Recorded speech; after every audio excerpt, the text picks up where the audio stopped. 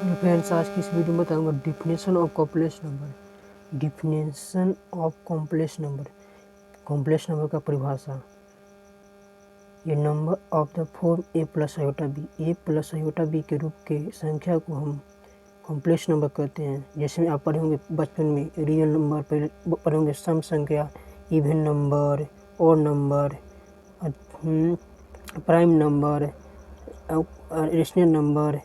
उसी प्रकार से यहाँ पे आया कॉम्प्लेक्स नंबर। कॉम्प्लेक्स नंबर है ना, सबका बाप है। मतलब कॉम्प्लेक्स नंबर के अंतर्गत सब कुछ लिखा जा सकता है। मतलब कॉम्प्लेक्स नंबर के अंतर्गत आपको परिमेय संख्या भी लिख सकते हैं, लेकिन परिमेय संख्या को हम कॉम्प्लेक्स नंबर के रूप में नहीं लिख सकते हैं। मतलब देखिए, हम 2 प्लस आयोटा भी लिखें, जैसे 2 प्लस जैसे में हम 5 है तो 5 को हम लिख सकते हैं 5 plus 0 plus iota complex number के रूप में।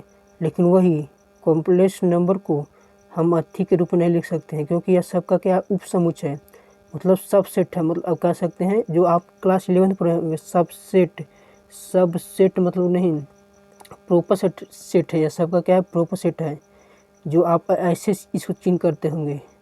तो यही सबका बाप है। मतलब हम इसको कॉम्प्लेक्स नंबर के रूप में लिख सकते हैं।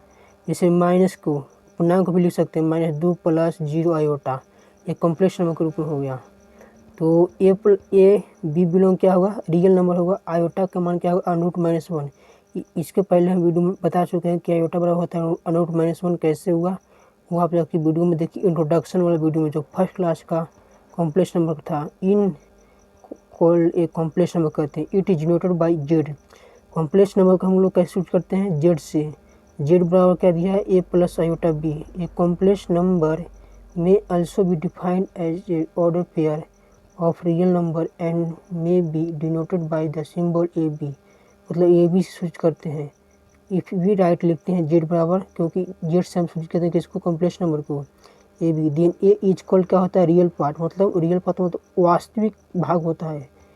बी इज क्या होता है, इमेजिनरी पार्ट, मतलब जो इमेजिनरी पार्ट होता है, जिसका मान जो मतलब इमेजिनरी काल्पनिक पार्ट होता है।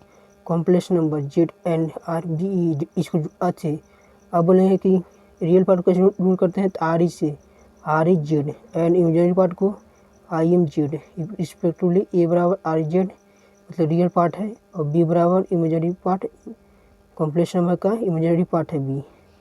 To complex number are said to be equal if मतलब दो कॉम्प्लेक्स नंबर कब इक्वल होते हैं, मतलब समान कब होते हैं, इफ एंड ओनली इफ, यदि और केवल यदि देयर रियल पार्ट, उनका रियल पार्ट इमेजिनरी पार्ट क्या होता है, इक्वल होता है। जैसे मैं यहाँ पर डैश दिया है, ए प्लस आयोटा बी और सी प्लस आयोटा बी, यह दोनों कब इक्वल होगा, जब रियल पार्ट मतलब ये क्या है, रियल पार्ट है इसमें, और इसमें सी रियल पार्ट है, तो ये ए बराबर सी होगा तब।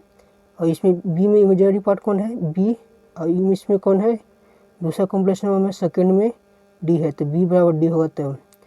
तो ए बी सी डी क्या है, बिलोंग टू रियल नंबर है। एंड आई बराबर दिया क्या, √-1, यह पता होगा आपको।